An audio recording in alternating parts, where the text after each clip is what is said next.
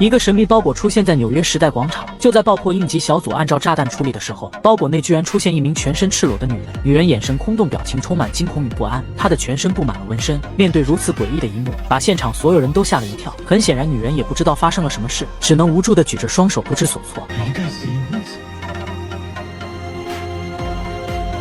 由于包裹上有一个吊牌，注明联系联邦调查局，很快 FBI 就接手此案。女人手腕、脚踝处都有淤青和捆绑痕迹，她的体内被人注射了大量的泽塔互作蛋白，就是俗称的遗忘剂，这就导致了除了大脑深处的身体机能记忆，其他的全部被遗忘。让人感觉诡异的是，女人身上大量的纹身，却有一处非常引人注意，那就是后背纹上了 FBI 资深探员科特·威勒的名字。科特非常的惊讶，他从未见过这个女人，自己名字怎么会出现在对方的纹身里？显然这是一起令人细思极恐的案件。女人肯定不是凭空出现在广场之上，至少有辆车把她送过去。科特马上让联调局盘查监控，看能不能找出送女人的车辆。另一方面，开始对女人的面部信息、指纹、血液、DNA 等等信息采集，看能不能确定她的身份。监控的确拍到了一辆厢式货车把女人送到了广场，但是并没有拍到车牌号码。女人什么都不记得，她的记忆只开始于从包裹内出来的那一刻。纹身是新纹上的，杂乱无章，没有任何的规律。经过一系列的排查和对女人的询问，联调局没有获得任何有用的线索，数据库也没有这个女人的任何信息。种种诡异的迹象已经让科特感觉到不太正常。经过与女人的交谈，女人根本不知道自己为什么变成现在的样子，也不知道纹身哪来的，更不知道为什么会有科特探员的名字，只隐约记得自己名字里有一个简字。无奈之下，科特只能先找了一间安全屋，暂时把女人安顿在那里。科特走后，女人面对着镜子，不可思议地看着自己的纹身，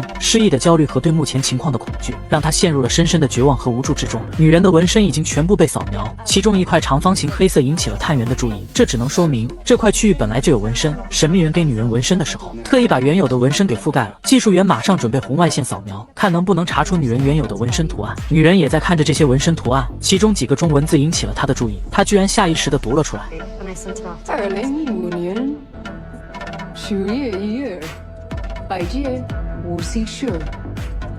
这一幕让科特都惊讶了，女人自己也不知道为什么看得懂中文。中文显示的时间和地址，时间就是今天，地址是属于一个叫郑超的移民租住房屋。为了看能不能让女人恢复一些记忆，科特只好带着女人一起行动。科特和探员们带着女人来到了唐人街，郑超并不在家，和他合租的室友不会说英文，于是女人负责翻译。室友是个留学生，没有可疑之处，但是郑超已经很久没有回来。科特几人马上进入郑超的房间查看，这里面简直是一个小型制造厂，到处都是制造塑胶炸弹的痕迹。就在科特几人勘察郑超房间的时候，女人听到了楼下的争吵声，一个丈夫正在对妻子家暴，女人看不下去上前阻止，自然就发生了冲突。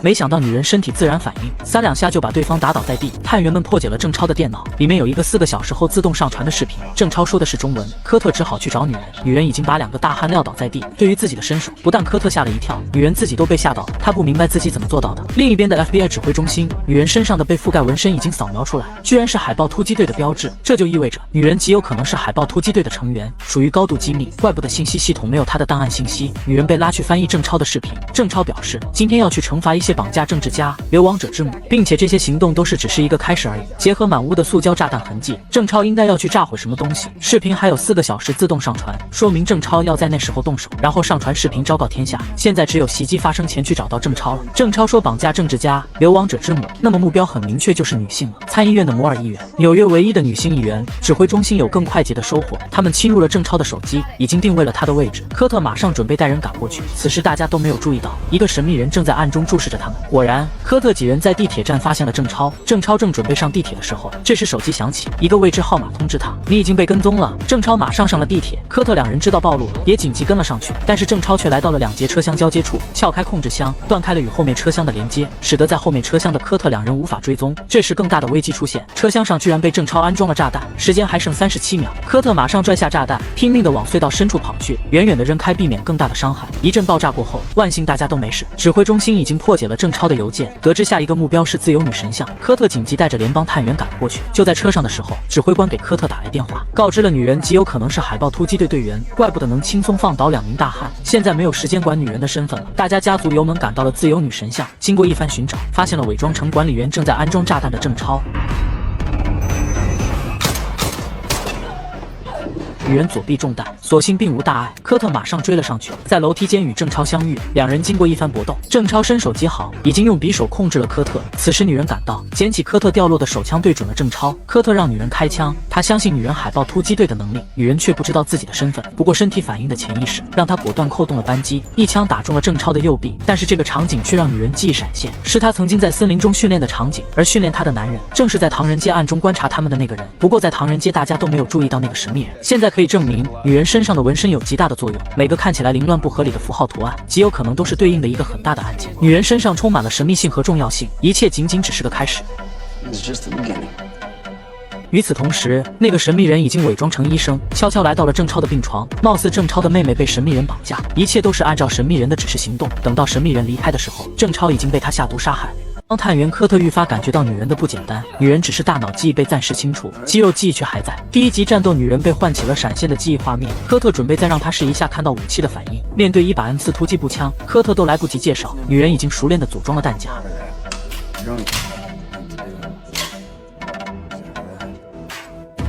果然，在下一轮的手枪射击中，女人又闪现了一处记忆场景，她居然曾经在一处教堂射杀了一个披着白布的人。还没来得及细想，分析师又破解了一处女人身上的纹身，就在唐人街炸弹袭击案纹身线索的后面，显示了一个人名辛普森上校。看来给女人纹身的神秘人是按照规律指引 FBI 一步步去查案。辛普森上校曾是一名战功赫赫的飞行员，退役后继续被纽约空军部门招募工作。既然第一集的炸弹袭击者已死，也许辛普森成了解开女人身上纹身的关键。科特马上带着联邦探员来到了辛普森的家中，但是这个上校表现得很抗拒，不由分说赶走了几人。正当科特准备回去看能不能申请搜查令的时候，这一幕让众人大惊失色。等到消防队灭火以后，居然没有发现辛普森的尸体，这就说明辛普森已经从后门逃走，炸掉房屋造成假象，替自己争取了1个多小时的逃跑时间。现场剩下一个没烧毁的保险柜，探员们准备带回去打开调查。科特找到了辛普森目前的上司，这个辛普森肯定有什么问题，但是上司表示空军所有行动都是高度机密，就连联邦调查局都无权知晓，拒绝向科特透露任何关于辛普森的信息。回去的路上，这2天发生的一切都太诡异，最重要的是，给女人纹上纹身的神秘人是如何知道即将发生的一系列重大案件的。目前已经可以证明纹身的信息都很准确，这让科特和女人都无法理解，只能按照线索一一破案。此时辛普森已经来到了同事的家中，挟持了同事的女儿，逼迫同事在美国空军基地上班的时候，在服务器中心植入了一块控制卡。辛普森马上就接收到信号，动手修改了程序，开始了他的下一步操作。他居然开走了空军基地的一架军用轰炸无人机。上司知道辛普森可能失控，准备去和将军见面会谈，结果还没来得及上车，辛普森已经遥控无人机瞄准了他。这下联邦调查局指挥官都无法再忍，带着科特找到了空军基地的将军，将军这才道出实情。原来美国政府居然偷偷在纽约上空进行军用无人机试验，可以精准打击市区某些目标。战场归来的辛普森知道无人机的威力，觉得这是一个威胁，会连带伤害无辜民众，加上他有战后应激反应，这才做出了冲动的行为。由于无人机设计的初衷就是反雷达，加上辛普森修改了程序，这让军方也不知道他偷走的无人机的位置。一个无人机可以搭载3枚炸弹，炸死上司用了1枚，还有2枚不知道辛普森准备袭击哪里。调查辛普森的期间，科特愈发有一种预感，他小时候有一个邻居小妹妹泰勒，10岁时失踪，到现在没有下落。科特越来越觉得女人像是泰勒，她们有一样的眼睛，脖子上也有一样的伤疤，加上女人后背纹有自己的名字，种种迹象表明，神秘人把女人送到自己身边，绝对是一场计划周密的行动。他准备把女人和失踪的泰勒 DNA 信息对比，看她是不是自己找了25年的小玩伴。联邦调查局打开了辛普森没炸毁的保险箱，里面有一部从未连过网的电脑，这就防止了被人侵入。电脑里一份文件显示，美国空军已经利用无人机对纽约发动过5起炸弹袭击，遇难的都是敌对外国人，然后借口是燃气爆炸、车祸等等，对外宣传这些人的死都是意外，这是军方的勾当。联邦调查局也管不了那么多，这5起无人机袭击案，其中3起是辛普森操控的，其他2起是另一个操控员。联邦探员马上来到操控员家中，看能不能问出有关辛普森的线索。正在探员们准备破门而入的时候，女人刚好撞见操控员上楼，女人马上追了上去。经过一番搏斗，等到科特几人纹身赶到的时候，女人已经制服了操控员。原来这个操控员也知道空军利用无人机屠杀敌对外国人的事情。正在探员准备追问辛普森的下落的时候，女人惊讶地发现，那个神秘人再次出现，就是仅剩的记忆中教自己射击格斗，在唐人街观察自己，去医院杀死第1集的炸弹袭击者的神秘人。女人马上准备叫科特注意，但是此时头顶传来呼啸声，大家意识到无人机又开始袭击了。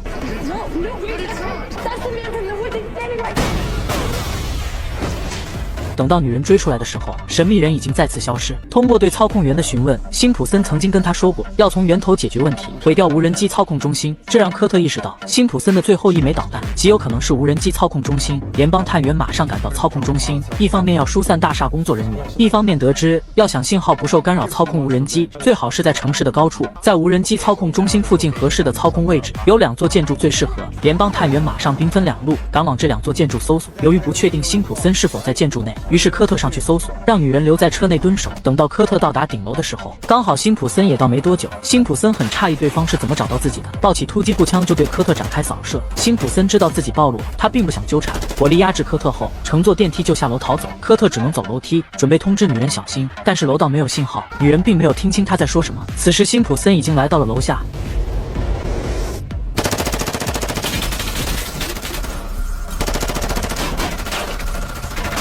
经过一阵激烈扫射后，发动车辆逃走。女人等不及科特了，发动车辆就追了上去。科特马上通知同事们，按照女人车辆 GPS 定位赶去支援。女人和辛普森在路上展开追逐，最终虽然撞停了辛普森，女人的车子也失控翻倒在路边。女人迷迷糊糊间，脑海中的记忆再次闪现，她打死了一个身披白布的人后，从她口袋拿出一个有数字按键的数码物品。科特的呼喊把她拉回现实，辛普森也顺利被捕。经过审问，辛普森并不认识女人，更不知道她身上的纹身是怎么回事。线索再次中断，2天2起案件已经证明女人身上的纹身全是即将发生的重大案件的重要线索。到底是什么人给她纹身，把女人当信使送到了联邦调查局？这一切都还是未解的谜团。4个戴着头套的劫匪，手持半自动突击步枪和霰弹枪，冲进了路边一家珠宝店。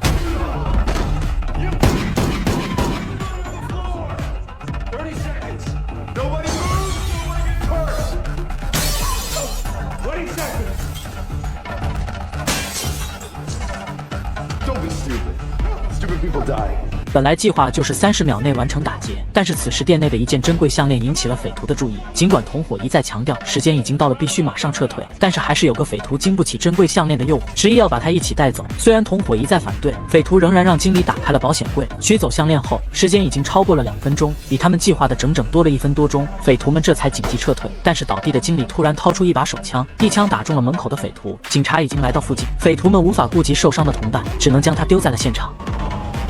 另一边，这个失忆的女人刚刚回到家，突然被神秘人捂住了嘴巴。神秘人让她不要冲动，女人仍然与他展开了搏斗。等到看清男人的脸时，才发现这个男人就是自己仅存记忆中不断闪现的男人。女人一直不知道自己的身份，眼前的男人一定知道。女人让他告诉自己究竟发生了什么，谁让自己失忆，谁在自己身上纹满了诡异的纹身，又为什么把自己送到了联邦调查局。男人只说了一句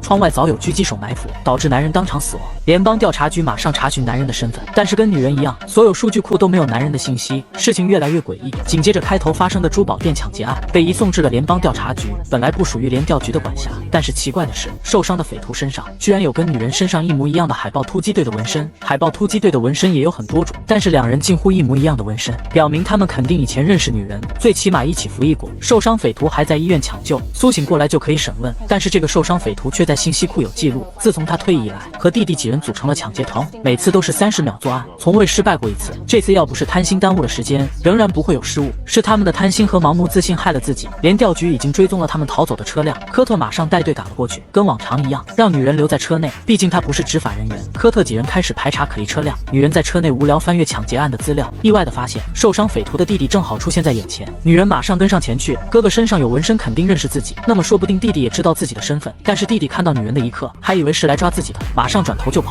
女人赶忙追了上去，却被埋伏的弟弟打倒在地。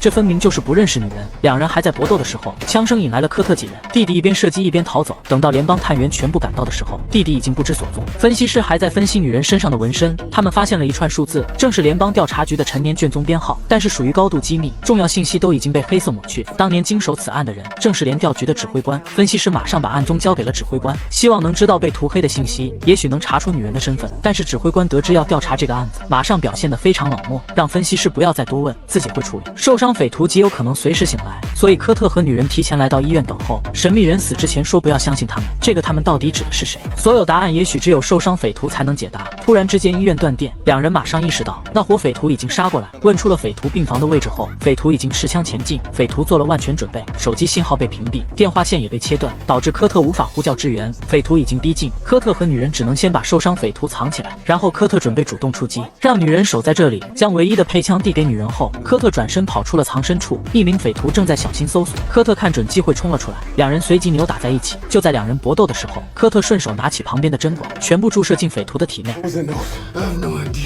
打晕了匪徒后，科特总算有了一把武器。就在此时，受伤的匪徒醒了过来，看到女人非常的惊讶。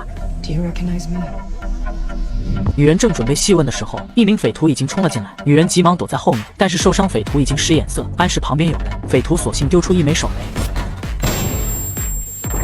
两人就在狭小的房间互射，如此密集的子弹，估计受伤匪徒也吓得够呛。女人推起桌子，一下把匪徒撞得连连后退。女人马上冲了上去，两人随即扭打在一起。仗着自己过人的身手，女人终于一刀结果了匪徒。女人再次询问受伤匪徒自己的身份，但是外面的枪声说明科特正在和匪徒激战。果然，科特已经被逼退在角落，子弹已经打空，科特被对方控制住，开始问他受伤匪徒藏在了哪里。女人及时赶到，开枪打死了匪徒。现在只剩下最后一个匪徒了。但是两人回到受伤匪徒的位置时，他已经被人带走。有路人跑出了医院，联邦调查局这才知道发生了火拼，马上带人来到医院支援。匪徒弟弟已经劫持了一名医生，准备混在慌乱的人群强行带走哥哥，但是到处都是警察。弟弟知道逃不掉了，马上推着哥哥又返回了医院，正好与科特两人碰上。弟弟知道无路可逃，对着哥哥说了一句：不知道这是指卷进了什么事件。弟弟抱着必死之心，被科特两人当场击毙。哥哥也已经只剩一口气。他首先询问了神秘人的状况，得知已经被人狙击射杀。受伤匪徒顿时心如死灰，眼见女人什么都不记得，受伤匪徒拼尽全力说出一个单词。但是这个单词是什么意思？来不及多说一句，受伤匪徒已经没有了气息，女人的身份只剩下这个单词作为线索。联调局马上讨论俄里翁的意思，但是目前看来毫无头绪，不知道是人名地名还是别的什么。但是女人的经验加上身手表现，已经获得了联调局的信任，他们允许女人以外聘的身份加入到科特的 FBI 调查小组，调查自己的身份和纹身线索。这时 DNA 检测报告也出来了，结果显示女人正是科特25年前失踪的小伙伴泰勒。两人一时间都有些激动，不过由此更加证明神秘人把泰勒送到科特身边，背后一定有更大的计划。镜头一转，联邦调查局的指挥官居然和一个神秘老人见面，貌似他们知道泰勒的身份，言语间提及一个叫做白昼的计划。这个计划貌似非常机密，而且和泰勒有关。老人建议除掉泰勒以防万一，但是现在泰勒备受关注，指挥官表示无法动手，整个事件更加陷入了一个更大的迷雾之中。一伙国际恐怖分子面对联邦调查局，居然扛起 RPG 火箭筒硬刚。沙特王子来纽约参加峰会，却不料遭遇杀手暗杀。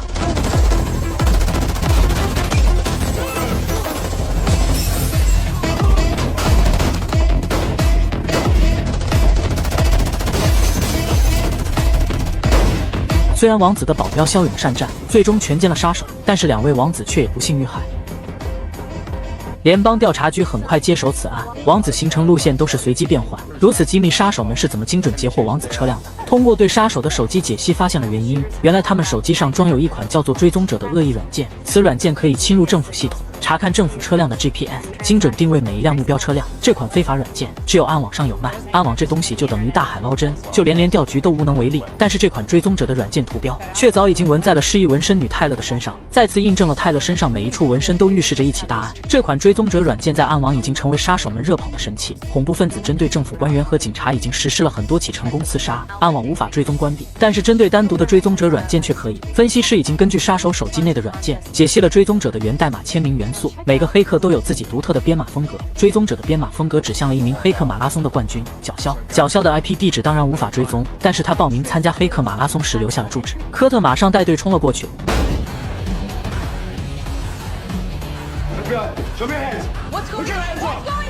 结果角鸮只是一个小女孩，面对联邦探员，角鸮并没有很慌张，反而表示追踪者软件不是你们政府要我开发的吗？这让科特搞不清状况了。经过审问才得知，角肖虽然黑客技术天赋异禀，但是毕竟年轻，社会经验不足。有个叫做肖恩的黑客找到自己，自称为国安局工作。国安局高层让角肖帮助开发一款可以绕过政府防火墙的软件，定位政府所用车辆。角肖信以为真，还沾沾自喜是为国效力。联邦调查局已经查清，国安局根本没有这个任务，也没有肖恩编出来的那个高层。角肖这才相信自己被不法分子欺骗和利用。追踪者软件已经造成大量刺杀，角肖有些慌乱，表示愿意配合 FBI 工作。软件开发好以后，包括源代码他已经通通交给了黑客肖恩，自己已经无法关闭。于是根据角肖提供的地址，联邦探员经过伪装，将肖恩的藏身处重重包围。因为肖恩把这里建成了网络堡垒，一旦有人侵入，肖恩就会把追踪者软件免费开源散播全网，到时候后果不敢想象。联邦探员不敢贸然攻入，于是分析师先是控制电路造成火灾，肖恩误以为过在起火，马上打了火警电话，自然而然被分析师拦截，这就给了伪装成消防员的联邦探员正当进入的理由。哪知道肖恩太在意自己的设备，已经拿着灭火器自行灭火，不一会就被烟呛晕了过去。不过效果都是一样，科特和泰勒及时出现，肖恩都没来得及传播源代码，就被两人带了出去。多如牛毛的暗网虽然无法关闭，但是追踪者软件算是被销毁了。角肖也是被人利用，加上他积极配合抓捕肖恩，只要他2年内安分守己，联邦调查局便不再对他起诉。可是角肖刚刚回到家，家中早有几名大汉埋伏，原来追踪者软件被注销，导致这几个恐怖分子的行动中断。他们逼迫角肖追踪一辆车的定位。That's not it. Can you find it or not? I can find it. 虽然角肖现在被胁迫，但是电脑在手，那么恐怖分子就无法干涉他了。角肖已经偷偷开启了摄像头，把自己的画面录像发给了联调局，分析师马上就接收到。根据面部识别，这伙人是国际恐怖分子的成员。科特马上带队回到了角肖的家里，但是来迟了一步，恐怖分子包括角肖都已经消失不见。不过角肖已经给联邦探员留下了线索，他的电脑登录用户名正是恐怖分子让他查询的车辆识别代码。分析师已经查到，车辆识别代码是国安部武器运输车，今天运输了大量的枪支弹药，看样子恐怖分子是想打劫这批武器。果然，恐怖分子已经根据角肖的定位埋伏了这辆车，打死了2名司机和押送员后，成功获得了这批军火武器。这时科特几人已经追到了这里，放哨小弟发现了他们后，恐怖分子马上严阵以待，萨博班都还没有停稳，密集的子弹已经扫射了过来，更有一人从军火车拿下1支 RPG。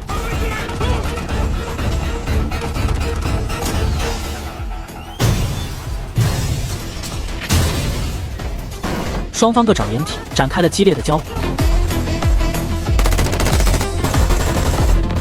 泰勒发现了被绑起来的角肖，马上让探员掩护，自己向角肖冲了过去。战斗很快就结束，一名恐怖分子的手雷都没来得及拉响，便被科特开枪击毙。剩下一个恐怖分子见势不对，准备发动军火车冲出去，眼见无法拦截，科特索性拾起恐怖分子没拉响的手雷，直接丢进了满是军火炸药的车内。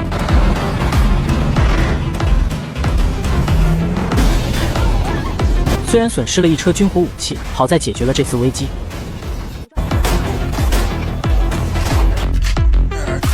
这是一场真人版的吃鸡之战，联邦探员来到了分裂军占据的密歇根德拉科林，遭遇了极端分裂军的包围袭击。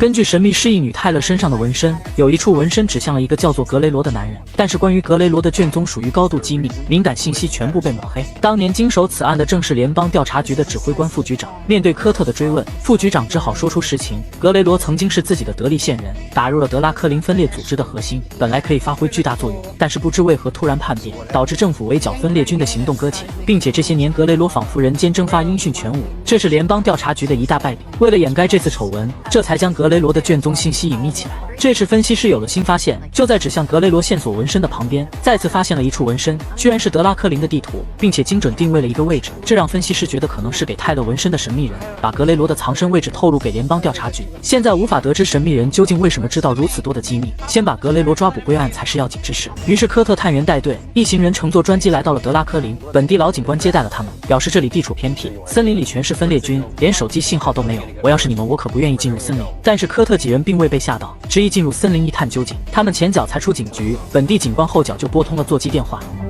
We've got trouble. 联邦探员按照泰勒纹身的坐标，开车进入了森林，来到了目的地。一个男人正在摆弄花草，大家马上认出了他，正是消失多年的线人格雷罗。这一切来得也太过顺利，给泰勒纹身的神秘人未免也太神通广大，无所不知。虽然格雷罗不知道自己是怎么暴露的，但是他根本不慌，表示你们能把我带出森林，算你们有能耐。果然就在此时，外面传来了声响，联邦探员的座驾已经被人扎破了轮胎，油管也被人割断。看来这里的分裂军已经发现了他们的进步，大家只好押着格雷罗徒步按照原路返回，但是根本没走多远。击毙了零散的阻击后，对方对讲机传来声音，表示大批支援马上就会赶到。科特拿走了对讲机，好掌握敌方动态。如果原路返回，恐怕九死一生。这时泰勒惊讶地发现，远处有3座石油幕警架，正是自己背后的纹身。看来神秘人早知道他们会受阻击，提前纹身指引他们前往幕警架。现在神秘人的所有纹身都已印证了准确性，于是大家相信了纹身的指引，来到了警架下的小木屋。经过一番搜索，发现脚下面是空的，用手铐撬开了地板后，果然发现了一个大铁箱。虽然有一个字母密码锁，但是在幕警架纹身的正下方就是科特探员的名字。于是泰勒输入了单词科特，果然顺利地打开了大铁箱，每一步都在神秘人的指引计划之中。箱子里有些水和森林求生的工具，打开第2层后，才发现里面有4套防弹衣和突击步枪。不知道是谁留下了这些装备，但是起码可以说明给泰勒纹身的神秘人看起来的确是在协助 FBI。大铁箱盖子上面还画有一幅地图，用红色 X 标明了一处地点。这时对讲机传来声音，对方已经知道他们在石油井架。科特反应过来，格雷罗身上一定有追踪器。此时格雷罗已经悄悄弄破了手指，给对方留下了线索。联邦探员经过一番搜索，果然发现在格雷罗手表之中的定位器。科特当即决定分头行动，他和女探员拿着定位器引开追捕，泰勒2人则是赶往大铁箱上神秘人指引的 X 位置。这个位置距离幕警架不远，泰勒几人很快就抵达了这里。但是分裂军已经来到了幕警架，发现了格雷罗留下的线索，用血迹画下的图案，知道了他们真正的去处。这里是一处护林站，泰勒经过一番搜索，再次发现了神秘人留下的线索。这又是一幅地图，跟自己腿上的纹身一模一样，只不过多了一处标记点。这就说明神秘人让自己再次前往那个位置。科特2人则是把追踪器放进了水袋里，顺着小溪飘走。他俩还不知道敌人已经知道了格雷罗被带往的真正目的地，但是也遭到了分裂组织的伏击。幸好有神秘人提供的武器装备，科特2人才度过了这次危机。但是对方就来几个人，说明主力人马已经发现了格雷罗的真正去处。科特2人马上往护林站赶过去，但是此时泰勒3人已经离开了护林站，按照指引来到了一处位置。这时惊讶地发现，神秘人居然给他们留下了一架直升机。这个神秘人到底是谁？如此神通广大，不可思议。泰勒担心科特2人找不到自己，决定再回护林站跟他们会合。但是刚刚到达护林站门口，分裂军已经追了上来。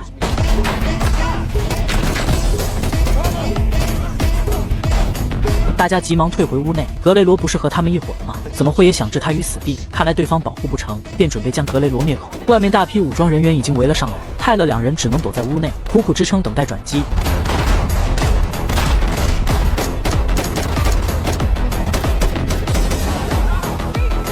泰勒让探员留在屋内，自己从侧门出去主动出击。虽然也有点效果，但是对方的人实在太多了，泰勒一时间被压制得无法探头。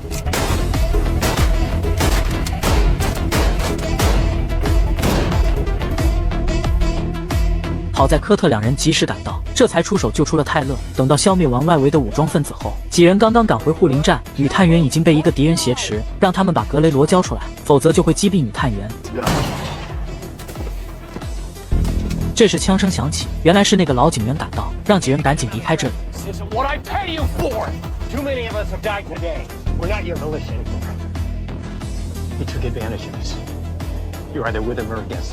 看来格雷罗和老警员也有某些不可告人的协议，现在管不了这么多，大家急忙带着格雷罗前往直升机。虽然泰勒已经失忆，但是面对复杂的直升机仪表盘，泰勒居然潜意识的就会操控。看来神秘人早就知道泰勒失忆以前肯定接受过飞行驾驶训练。此时分裂军大批人马已经赶到，泰勒发动了直升机，终于在枪林弹雨中脱离了险境。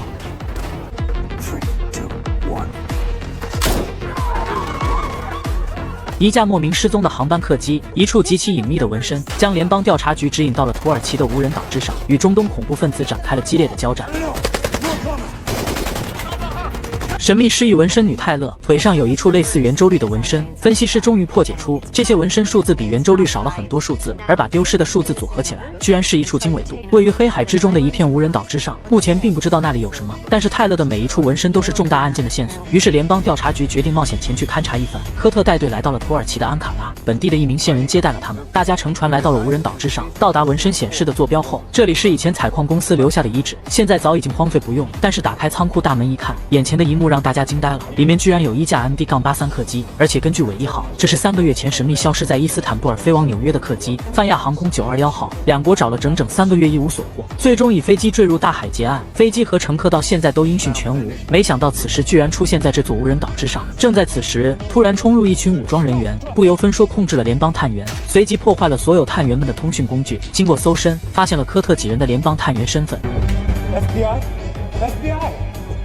本地线人还没来得及沟通，便被武装分子一枪爆头，随后将几人强行带走，然后把联邦探员全部吊了起来，开始审问他们是怎么找到这个地方。不过当然问不出来什么。武装分子对话间得知，既然有人找到了这里，那说明这里已经快暴露了，必须提前执行某个计划。科特几人被带进了一处牢房，这里面已经关押了几十名人质。原来这些都是客机上的乘客。3个月前飞机被武装分子劫持，关闭定位低空飞行躲避雷达来到了这里。这群武装分子是第5级的恐怖分子达尔布的手下，之所以劫持这次航班，是因为上面有一群特殊的乘客，他们是航天工程师，在伊斯坦布尔的交流会上展示了微型卫星领域的研究成果，近似立方体的小型轨道设备，成本很低廉，效果却很出众。达尔布想要这个技术，所以派人挟持了这架客机，把工程师们全部带到无人岛之上。为了防止逃走，射杀了机组人员后，逼迫工程师们为达尔布研发生产卫星立方体。3个月已经生产了大量产品，一旦被他发射升空，立方体就会定位美国军方的卫星，然后产生微电脉冲使其瘫痪。而且立方体发射非常简单，在平流层就可以发射成功。恐怖分子弄了一座飞马座火箭，已经固定在挟持来的客机之上，只要飞机抵达平流层，飞马座火箭就能把大量立方体卫星发射成功。所以刚刚武装分子所说要提前计划，看来就是要发射立方体卫星。联邦探员知道必须马上阻止，但是现在被关在牢房，如何才能阻止武装分子？首席工程师苏珊已经利用制作立方体的间隙，偷偷制作了一部电报机，但是条件有限，只能发一段简短的摩斯码。现在就缺电池了。科特想到了武装分子的电击棒，那里面有电池。于是科特带着队友和一名飞机隐藏警员，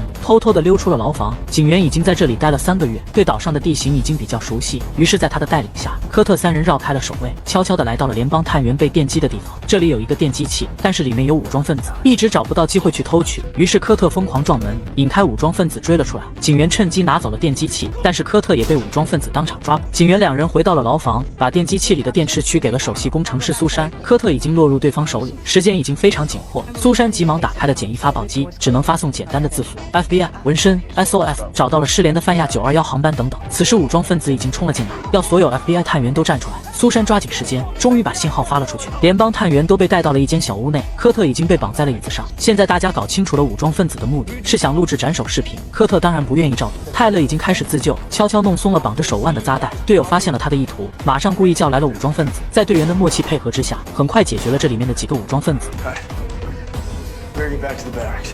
等他们赶回牢房的时候，人质们都被带了出来。看来武装分子已经要实行发射计划，人质留着也没用了。联邦探员击毙了武装分子后，得知苏珊已经被带往飞机，看来立方体已经全搬进了飞机，武装分子即将升空发射。此时天色已亮，剩下的武装分子已经拉出了飞机，苏珊正在被他们压着登机。联邦探员冲了出来，与武装分子展开了激战，但是他们被拖住无法靠近，登机梯已经被撤走，飞机即将起飞。正在毫无办法之时，警员带着会使用枪支的乘客赶到支援。科特意识到这是给自己制造机会。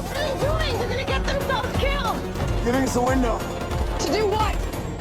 To get on that plane. 于是乘客们拖住了武装分子，科特和泰勒则是趁机跑向了飞机。飞机已经发动，科特和泰勒从下方爬进了飞机内。苏珊被2名武装分子控制住，问他火箭为什么还没发射。苏珊解释高度还不够，必须升到平流层才可以。此时科特2人出现，经过一番搏斗，制服了2个武装分子。但是苏珊表示已经设定了定时发送，一旦到了高度就会自动发送，这个已经无法手动关闭，现在只有想办法进入驾驶舱接管飞机才行。此时联邦调查局才收到发报机的信息，分析师经过解读，得知了科特几人的紧急状况。分析师马上搜索飞机的位置，开始尝试与科特取得联系。PA 921, this is Special Agent Patterson from the FBI New York 再次听到对方的声音，这让双方都很兴奋。在分析师的指导下，科特直接关闭了飞机引擎，飞行员还不知道出了什么事，急忙打开舱门查看，被埋伏的科特当场制服。泰勒和科特进入了驾驶舱，终于成功接管了飞机。分析师指导他们重启引擎，但是可能长期没有检修，引擎一直无法再次启动，现在无法继续飞行，情况紧急。分析师再次做出决定，让他们掉头回去，冒险降落回刚刚的无人岛。无人岛的乘客们已经结束战斗，还在着急的等待消息。泰勒虽然已经失忆，但是肌肉和潜意识记忆让他还是会操控这个大客机。虽然惊险重重，好在客机安全降落回了无人岛的跑道之上。